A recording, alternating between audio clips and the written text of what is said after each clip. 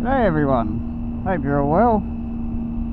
Today I'd just like to talk about how I came about to buy this Triumph XRX Low, because in the beginning I wasn't even looking at an adventure style bike. In fact, I really wasn't keen on the look of them. If you'd have told me that I'd be buying one when I first started looking, I would have just called you an idiot, because yeah, what I was after a road bike, something I could comfortably tour on, something that I could put luggage on, and but the main point is comfort for long distance.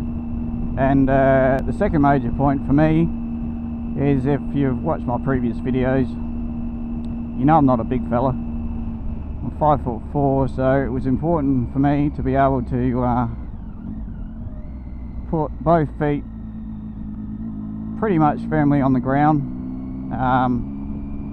because once the bike's loaded up with luggage, I just felt that I needed to have that satisfaction of knowing I could put my foot down with that extra weight on uneven surfaces and I'd be absolutely fine. So that was a priority for me. So anyway, after much research, and yeah, there's modern day, there's heaps and heaps of bikes out there, but unfortunately for me, there's not that many with a lower seat height. But in saying that, I actually thought I'd found the perfect bike for me, and that was, so I thought at the time, a BMW R1200 RS. On paper, it had everything I was looking for and more. It had your rider modes, which mostly all modern bikes have, but I've never ridden one with them. It had electronic adjustable suspension. It was shaft drive, which was awesome. Actually my first big bike that I ever bought was a Yamaha 650 4-cylinder, and yeah, that was shaft drive, and that was awesome. So it had that. It had cruise control, heated grips. It also had, you know, not essential but fun things like the quick shifter, or shift assist pro, I think the BMW call it, which allows you to change gears without using the clutch, up and also down as well, because it was an auto blipper as well. So yeah, that was awesome. And other little things, it had keyless start, which, yeah, I don't know, so I don't know about that one, jury's out on that one. But yeah, on the whole, it seemed perfect on paper. So I rang BMW. There are no bike shops here where I live, unfortunately.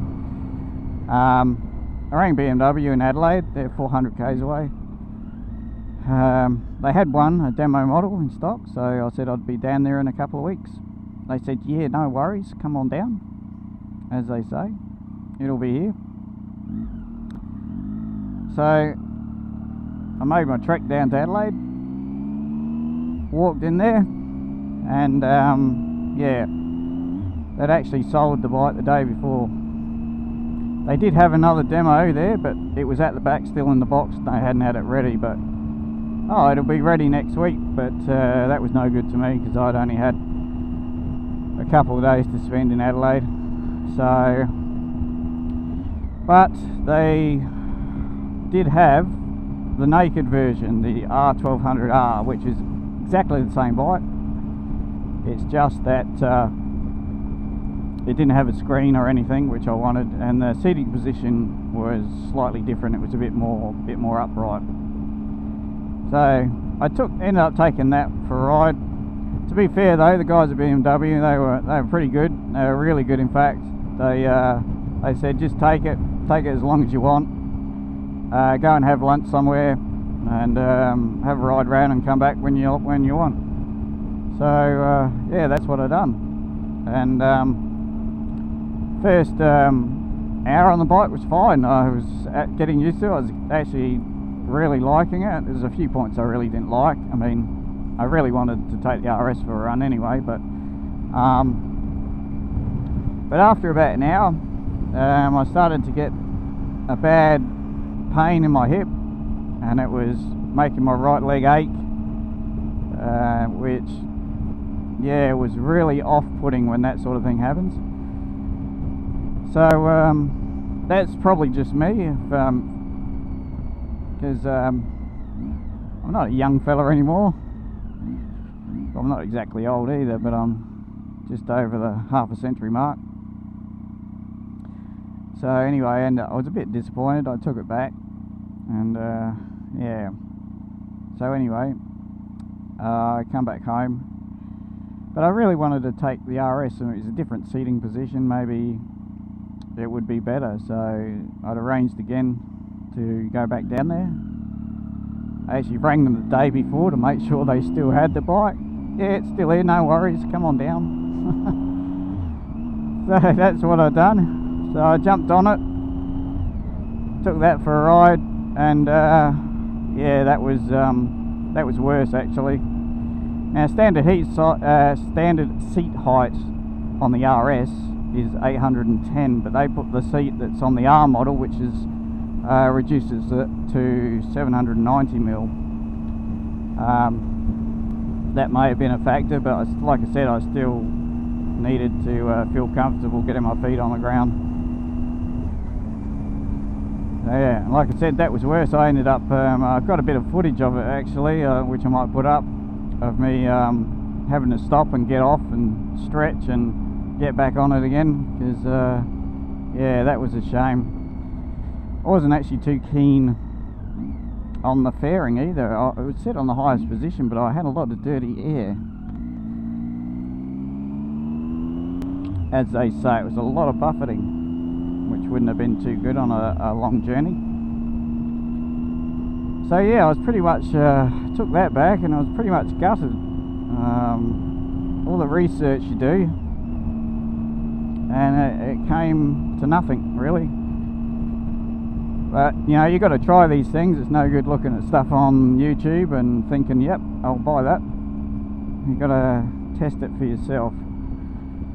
So like I said, I was in Adelaide for a while, for longer this time, so I decided to have a look at a few other bike places, sit on a few more bikes, and I knew about the Tiger. I knew it had a really low seat height, but like I said, the adventure sort of bike wasn't for me. I didn't think it would be that great on the road. Like I said, it wasn't. It's meant for both on road and off road.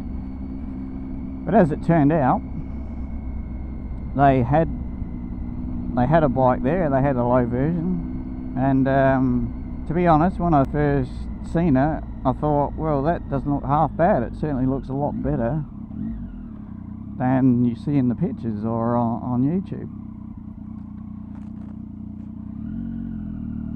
And when I threw a leg over it, and I was firmly flat-footed with bended knee, I thought, wow, this is alright. And then I grabbed the handlebars and put one foot up on the foot peg, and I thought, wow, this is comfortable. I hope it goes as well as it seems. So and to cut a long story short, here it is. Must be lunchtime at the police station.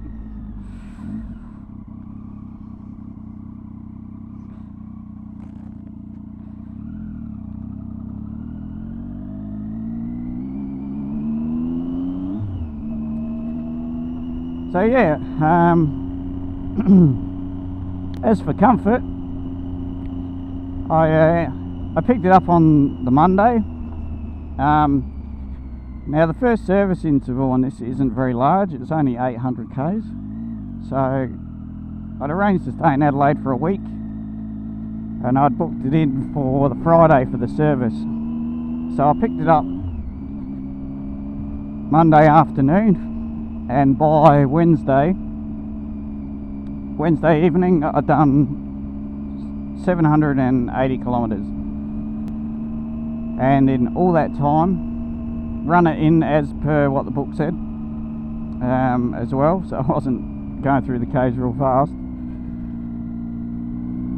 So yeah, and all that time, not one ache, not one pain, comfortable as. I couldn't have been more happier. I had a constant grin on my face the whole time. It's absolutely awesome. Well, doesn't look too bad out there today, does it?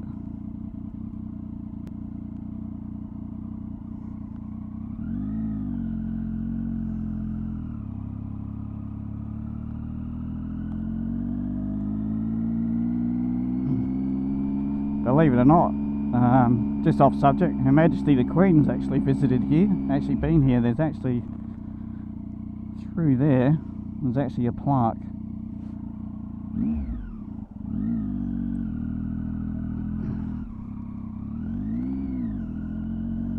And I think she actually came back a second time too.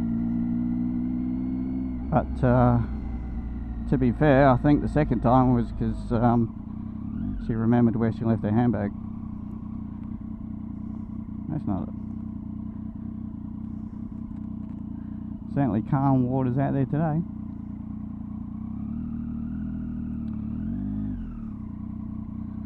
This is obviously the small place where I live.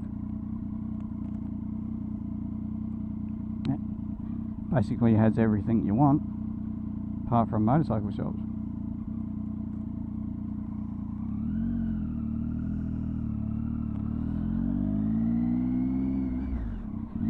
Yeah, so to sum up, all these bikes, if you're looking for a new bike, do all the research that you like, but just keep an open mind, because the bike that you think is perfect for you, maybe not, and it's actually the bike that's sitting next to it that you never even gave a second thought to, turns out to be the perfect bike. So that's my experience. Hope you found something of interest in all that. So until next time, guys, ride safe,